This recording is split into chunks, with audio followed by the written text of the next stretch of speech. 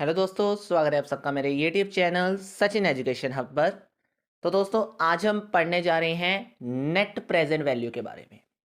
तो ये एक अनदर टेक्निक है कैपिटल बजटिंग के अंदर। हमने पे बैक पीरियड और एआरआर तो कर लिया। अब हम एनपीवी, जो कि एक डिस्काउंटेड कैश फ्लो टेक्निक है कैपिटल बजटिंग की, उसके बारे में आज हम बात करेंगे। तो सबसे पहले शुरू करते हैं, एनपीवी होता क्या है। तो एनपीवी का मतलब है एक ऐसी टेक्निक जिसमें डिस्काउंटेड कैश फ्लोज लिए जाते हैं और टाइम वैल्यू को कंसीडर किया जाता है, टाइम वैल्यू ऑफ मनी को कंसीडर किया जाता है कैपिटल इन्वेस्टमेंट्स की इवैल्यूएशन करने के लिए।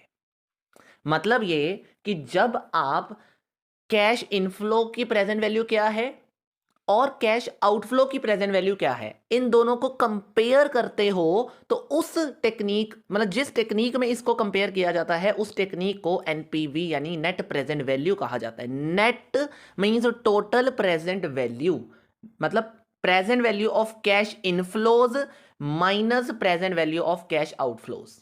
कैश आउटफ्लो जितना हुआ उसकी प्रेजेंट वैल्यू क्या है और इनफ्लो कितना हुआ उसकी प्रेजेंट वैल्यू क्या है, इन दोनों के बीच का डिफरेंस क्या कहलाता है, नेट प्रेजेंट वैल्यू। ठीक है, एक सिंपल टर्म हो गई। अब नेट प्रेजेंट वैल्यू का एक बेसिक प्रिंसिपल क्या है कि अगर नेट प्रेजेंट वैल्यू, ऑब्वियस ही बात है, present value of cash inflow ज्यादा होंगे आउटफ्लो से तो आपका प्रोजेक्ट एक्सेप्टेबल है, लेकिन अगर वो कम होंगे तो आप, यानी अगर एनपीवी नेगेटिव आ जाता है तो आपका क्या होगा, वहां पे प्रोजेक्ट रिजेक्ट हो जाएगा। तो यही लिखा गया है कि अगर एनपीवी जीरो भी है तो भी हम एक्सेप्ट करने को तैयार हैं। एनपीवी जीरो या पॉजिटिव है तो एक्सेप्टेबल है प्रोजेक्ट, लेकिन अगर एनपीवी नेगेटिव है तो इट मींस हम उस प्रोजेक्ट को एक्सेप्ट नहीं करेंगे। ठीक है जी, तो ये हमारा एक एक्सेप्टेंस क्राइटेरिया रहता है। अब स्टेप से पढ़ने, मतलब स्टेप पढ़ने से पहले एक छोटी सी इंफॉर्मेशन सभी के लिए कि आप में से किसी भी स्टूडेंट को किसी भी कॉमर्स सब्जेक्ट से रिगार्डिंग कोई नोट्स चाहिए तो फ्री ऑफ कॉस्ट आपको मेरे टेलीग्राम चैनल पे अवेलेबल मिल जाएंगे वो सारे नोट्स, और उस चैनल का लिंक आपको वीडियो डिस्क्रिप्शन में दे दिया गया है।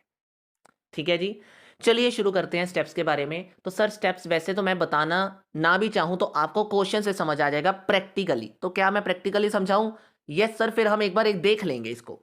तो सर प्रैक्टिकली समझा दीजिए, वो ज़्यादा बेटर है। तो एग्जाम्पल की अप्रोच से ही डायरेक्टली समझाता हूं कि कैसे करना होता है हमने एनपीवी को कैलकुलेट। सर सबसे पहली चीज, आपको क्वेश्चन क्या दिया हुआ है, from the following information calculate the NPV. NPV का फॉर्मूला तो बता दिया ना मैंने। यस सर, फॉर्मूला पता चल गया कि present value of cash inflow में से present value of cash outflow minus कर दीजिए तो नेट प्रेजेंट वैल्यू निकल आएगी। राइट सर, प्रोजेक्ट ए की इनिशियल इन्वेस्टमेंट आपको दे दी 30,000, बी की दे दी 40,000, एस्टिमेट लाइफ आपको बता दी 5 साल, स्क्रैप वैल्यू भी दे दी, दोनों की अलग अलग, ए की अलग दे दी, बी की अलग दे दी, यानी ए की जो है वो 2,000 है, बी की 3,000 है। ओके सर, अब स्क्रैप तो एक तरीके की सेल होती है ना, तो सेल मतलब पैसा आया ही है उसमें भी, 5वें साल पैसा ही आया है ना, ये मतलब है इसका। तो सर आपको कैश इनफ्लोस भी पता चल गए कि ए बी, मतलब ए और बी प्रोजेक्ट के इनफ्लोस हर साल कितने आए हुए हैं, और प्रेजेंट वैल्यू को भी आपकी, मतलब प्रेजेंट वैल्यू की इंफॉर्मेशन भी दे दी कि 10% पे कितना डिस्काउंटिंग फैक्टर इनका रहेगा। अब कैलकुलेट कैसे करना है, तो स्टेप सी जो बताने वाला हूं वो ध्यान से सुनिएगा। सबसे पहले आपने टेबुलर फॉर्म में वीक्स लिख लिए, और मतलब ईयर्स लिख लिए, इनफ्लो का कॉलम बनाया आपने, प्रोजेक्ट ए और प्रोजेक्ट बी आपने लिख दिया। तो सबसे पहले स्टेप है डेटरमाइन दी नेट कैश इनफ्लोज, जो हमें दिए हुए हैं सर, तो हमने नेट कैश इनफ्लोज को लिख दिया, मतलब जितने टोटल इनफ्लोज हैं हर साल के वो हमने पर्टिकुलरली हर साल के आगे लिख दिए। ठीक है, प्रोजेक्ट ए के भी, प्रोजेक्ट बी के भी। सेकेंड स्टेप होता है सर डिस्काउंटिंग फैक्टर बता दीजिए। तो डिस्काउंटिंग फैक्टर डाला हुआ है मैंने 10%, सर वो तो इंफॉर्मेशन गिवन थी वो ही हमने डाल दी। अगर ना दिया हो तो उसको निकालने का तरीका होता है, वो निकालने का तरीका मैं नेक्स्ट वीडियो में आईआरआर के अकॉर्डिंगली बताऊंगा। ठीक है, अदरवाइज इसमें आपको गिवन है तो आप इसी के तरीके से करिए, अदरवाइज मैं नेक्स्ट वीडियो में आपको कैलकुलेटर के जरिए भी बताऊंगा कि आप इतनी आसानी से वो वैल्यूज निकाल सकते हो, ये वाली सारी, कि बहुत आसान है, बहुत आसान है, बस एक कैलकुलेटर में आपको एक ट्रिक आनी चाहिए। ठीक है, चलिए उसके बाद सर थर्ड स्टेप क्या है, जितनी भी इनफ्लोज हैं हर साल की उसको डिस्काउंटिंग फैक्टर से मल्टीप्लाई कर दीजिए, आपके पास नेक्स्ट कॉलम आ जाएगा जिसका मतलब है प्रेजेंट वैल्यूज, ए की भी और बी की भी। प्रोजेक्ट ए के इनफ्लोज को डिस्काउंटिंग फैक्टर से मल्टीप्लाई करके जो आंसर आया प्रोजेक्ट ए का वो आ गया, प्रोजेक्ट बी के डिस्काउंटिंग फैक्टर से मल्टीप्लाई करके जो आंसर आया वो भी प्रेजेंट वैल्यू बी की निकल आई। अब जो टोटल बनेगा प्रेजेंट वैल्यू जो प्रोजेक्ट ए की है हर साल की, प्रोजेक्ट बी की जो हर साल की है, दोनों का टोटल करिए, फोर्थ नंबर पे आपका टोटल बना जाएगा। फोर्थ नंबर यानी फोर्थ स्टेप में आपने क्या करना है, total of present values of A project and B project and total will be this 32,428 project A का आ गया, 42,929 प्रोजेक्ट बी का आ गया। प्रेजेंट वैल्यू निकल गई।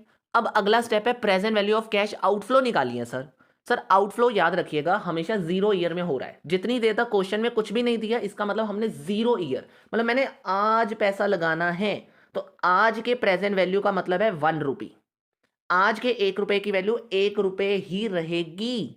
इसका मतलब है उसकी कोई प्रेजेंट वैल्यू नहीं है, उसका कोई डिस्काउंटिंग फैक्टर ऐसा नहीं है जो 0.99 ऐसी कोई फॉर्म में हो। उसकी वैल्यू का मतलब है 1 रुपी का 1 मतलब ये कि अगर आज पैसा लगा रहे हो तो उसका मतलब 1 रुपए ही है उसकी वैल्यू, राइट। तो इसका मतलब जो वैल्यू दी गई है वही value as a present value मानी जाएगी।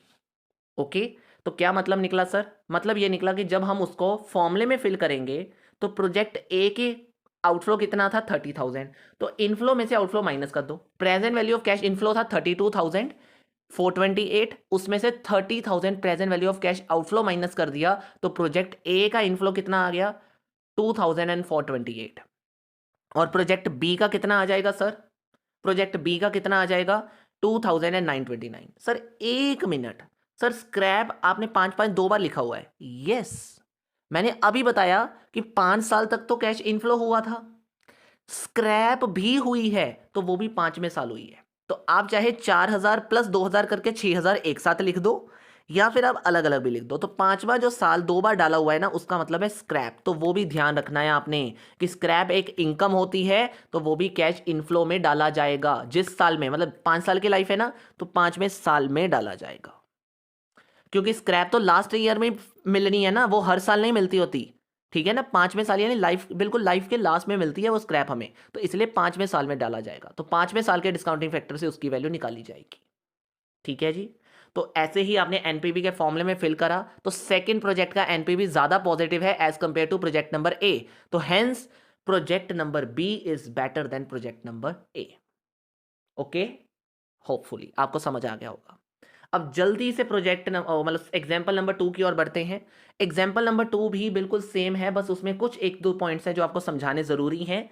आउटफ्लो दे दिया, इनफ्लो दे दिया, एक ही प्रोजेक्ट लिया है मैंने इसमें। तो सर सैलवेज वैल्यू भी आपको दे दी 5वें साल की 40,000, ये भी इनकम का ही पार्ट है, यानी 5वें साल 30,000 नहीं बल्कि 40 ऐड करके 70,000 की इनकम बन रही है। या तो आप अलग अलग कर दो या दोनों को ऐड करके भी कर सकते हो, ठीक है। चलिए सबसे पहले अब ऐसा कर लीजिए, ये फॉर्मेट ज़्यादा बेटर है आपके लिए। अब ये देखिए आउटफ्लो आपको 2 बार दिए हुए थे सर, एक 0 ईयर में दिया हुआ था, एक फर्स्ट ईयर में भी आपका आउटफ्लो हुआ था। यानी जो आपने प्रोजेक्ट इन्वेस्टमेंट मतलब जिसमें इन्वेस्टमेंट करनी है उसमें आज पैसा लगाना पड़ेगा 1,50,000 और आने वाले 1 साल के लास्ट में आपको बताना पड़ेगा, मतलब लगाना पड़ेगा अगले साल के लास्ट में आपको लगाना पड़ेगा 30,000। मतलब आज लगाना पड़ेगा 1,50,000 और इस साल के लास्ट में आपको लगाना पड़ेगा 30,000 इस प्रोजेक्ट के ऊपर। तो अगर तो आज पैसा लगाओगे तो उसकी डिस्काउंटिंग फैक्टर की वैल्यू कितनी होगी 1 रुपी। लेकिन अगर आज 1 साल के बाद में मतलब इस साल के खत्म होने पर पैसा लगाओगे तो उसकी डिस्काउंटिंग फैक्टर की वैल्यू क्या होगी 0.909 अकॉर्डिंग टू 10%, अकॉर्डिंग टू 10%। तो ये ध्यान रखना है आपने, ये ध्यान रखना है आपने, डिस्काउंटिंग फैक्टर उसी अकॉर्डिंग चलेंगे। अगर 0 ईयर है तो 1 रुपी, अगर फर्स्ट ईयर है तो उसकी वही वैल्यू होगी जो इनफ्लोस के अकॉर्डिंग भी चल रही है। ओके, तो इसीलिए ये पॉइंट सबसे पहले समझना है आपने। तो 1,50,000 तो सेम रहेगा लेकिन 30,000 की प्रेजेंट वैल्यू क्या है 27,270, तो वो ऐड करके present value of cash outflow इस बार क्या बनेगी आपकी 1,77,270 बनेगी। ये present value of cash outflow हो गई। और इनफ्लो निकालने का तरीका बिल्कुल सेम है, बाकी कोई क्वेश्चन में चेंजेस नहीं है, बिल्कुल सेम है, बिल्कुल सेम है, चेक कर लीजिए। डिस्काउंटिंग फैक्टर लिख दिए, 5वें साल मैंने 2 बार लिखा है, 5वां साल एक बार वैसे लिख दिया और दूसरा साल सैलवेज के अकॉर्डिंग लिख दिया, यानी स्क्रैप के अकॉर्डिंग लिख दिया।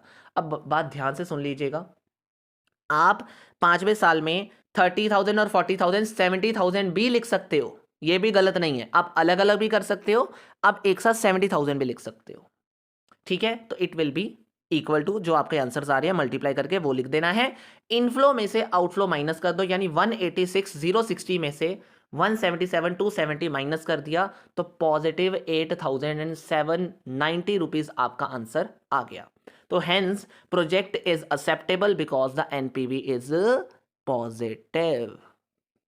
आई होप एनपीवी का कंसेप्ट अब आपको क्लियर हो रहा होगा। बहुत आसान सम्स है, ठीक है। चलिए सर, अब प्रैक्टिकल तो डिस्कस हो गया। अब जो मैंने स्टेप्स बताए थे एक बार उसको एक बार अच्छे से देख लो कि जो मैंने बताया वही है ना। Sir net cash flow inflow determine करिए, डिस्काउंटिंग फैक्टर बताइए हर साल का, उसके बाद डिस्काउंटिंग फैक्टर से जो आपके नेट कैश इनफ्लोज थे उनको मल्टीप्लाई कर दीजिए। फोर्थ पॉइंट, जो इनफ्लोज आपने निकाले थे उनका टोटल कर दीजिए, ठीक है। ऐसे ही फिफ्थ पॉइंट में आउटफ्लो का मतलब आउटफ्लो को बताइए और उनके डिस्काउंटिंग फैक्टर से उसको मल्टीप्लाई कर दीजिए और फिर आउटफ्लो की प्रेजेंट वैल्यू निकाल के उन दोनों को कंपेयर कर दीजिए। तो जो स्टेप्स बताएं वही लिखे हुए हैं, एक बार पढ़ो, जल्दी से सुनो और कर लो।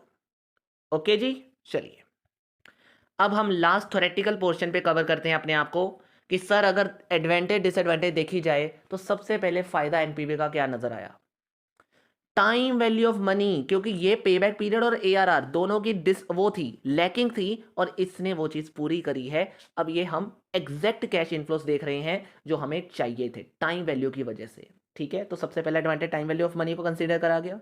सेकंड, हमने सारे कैश इनफ्लोस लिए हैं, हमने कोई इनफ्लोस छोड़ा नहीं, स्क्रैप भी लिया है ना बीच में, मतलब हमने हर साल के इनफ्लोस को एक अकॉर्डिंगली तरीके से लिया है, मींस कंसीडर किया है, कोई इनफ्लो हमने छोड़ा नहीं है।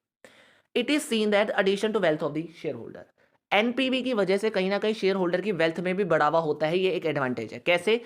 जैसे प्रोजेक्ट ए एक्सेप्टेबल हो गया, मींस उस प्रोजेक्ट से पैसा इन्वेस्ट हुआ, अब पैसा इन्वेस्ट होने से रिटर्न ज्यादा आने वाले हैं, तो रिटर्न ज्यादा आने से किसको फायदा होने वाला है? हमारी कंपनी के शेयर होल्डर्स को ही फायदा होने वाला है, उनके पर शेयर की वैल्यू मतलब वैल्यू ऑफ फर्म बढ़ने वाली है, automatically wealth of the share holder increase हो जाएगी, राइट।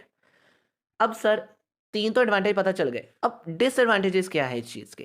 पहला, accuracy of NPV depend on the correct estimation. अब मैंने पहले ही कहा था प्रोजेक्ट पैसे आज लगाओगे तो इनफ्लो आज ही एस्टिमेट कर रहे हो ना, ये तो नहीं है कि जैसे जैसे साल आ रहे हैं वैसे वैसे एस्टिमेट कर रहे हो, आप एस्टिमेट कर रहे हो। अगर आपने एस्टिमेट गलत कर लिया, सपोज करो आपने सोचा था कि पहले साल में 50,000 का इनफ्लो आएगा, सपोज करो नहीं आया तो, या कम आया तो प्रॉब्लम है भाई साहब, वहां पे एनपीवी एक्यूरेट नहीं होगा फिर, right. Second, desired rate has to be determined. अब देखो जैसे तो प्रेजेंट वैल्यू मैंने कहा था गिवन है, अगर गिवन नहीं है तो सर उसको निकालने का झंझट, वैसे तो अब झंझट बड़ा कम है क्योंकि कैलकुलेटर पे मैं आपको सिखा दूंगा, लेकिन फिर भी आपको डिस्काउंटिंग फैक्टर तो निकालने पड़ेंगे प्रेजेंट वैल्यू जानने के लिए, तो वो एक झंझट ही है एक तरीके से, ठीक है। Third, NPV doesn't provide relative measure of the comparing data project of the different size, making it challenging to assess the project on a scale independent basis. कितना प्रोजेक्ट का साइज होना चाहिए ये हमें पता नहीं चलता एनपीवी की वजह से। एनपीवी हमें सिर्फ ये बताता है कि प्रोजेक्ट एक्सेप्ट होगा कि नहीं होगा, पॉजिटिव आ गया तो एक्सेप्ट होगा, नहीं आया तो रिजेक्ट हो जाएगा, लेकिन ये हमें ये नहीं बताता कि प्रोजेक्ट का साइज कितना रखना है, कितने मतलब कितना लंबा प्रोजेक्ट होना चाहिए, प्रोजेक्ट कितना जरूरी है, मतलब ये साइजेस के बारे में बात नहीं करता, ये सिर्फ एक्सेप्ट और रिजेक्ट के बारे में बात करता है। ये हमें ये बताता ही नहीं कि प्रोजेक्ट कितना लंबा रखना चाहिए और कितना शॉर्ट रखना चाहिए। ओके, अब नेक्स्ट क्या है? NPV calculations can be manipulated bye adjusting the cash flows and discounting factor. Of course NPV किसके हाथ में है? हमारे हाथ में। तो ऑफ कोर्स अगर मैं चाहूँ कि नहीं यार ये प्रोजेक्ट एक्सेप्ट करना ही है, होना ही चाहिए, तो मैं किसी की बिना बात सुने अगर मेरे हाथ में एनपीवी है तो मैं उसको मैनिपुलेट करके कैश फ्लोज बढ़ा दूंगा, या फिर कह लो पॉजिटिव दिखाने के लिए कि तो कुछ कैश फ्लोज बढ़ा सकता हूँ, कुछ डिस्काउंटिंग फैक्टर में ऊपर नीचे कर सकता हूँ। कहने का मतलब ये है कि अगर एक ह्यूमन नेचर के हाथ में कुछ चीज़ें हैं ना, तो वो अपनी मर्जी के लिए कुछ भी चीज़ों को मैनिपुलेट करने के लिए यूज़ कर सकता है, जैसे जैसे कि इसमें। तो ऑफकोर्स ये चीज़ें भी आपस में एक डिसएडवांटेज बन जाती हैं, ठीक है। तो बस ये चीज़ें हैं आपके एनपीवी के अंदर जो एडवांटेज डिसएडवांटेज हमने कवर करी। तो बस आज की इस वीडियो में इतना ही है दोस्तों। ये पूरा एनपीवी आपको एक ही वीडियो में जल्दी से जल्दी शॉर्ट वीडियो के अंदर बिल्कुल प्रैक्टिकली बेसिस पे क्लियर करवा दिया मैंने। तो अब अच्छे से इन एनपीवी के क्वेश्चंस को भी कर लेना, अच्छे से समझ लेना। अगली वीडियो में मिलते हैं। बस आज की इस वीडियो में इतना ही। Thank you so much, have a nice day.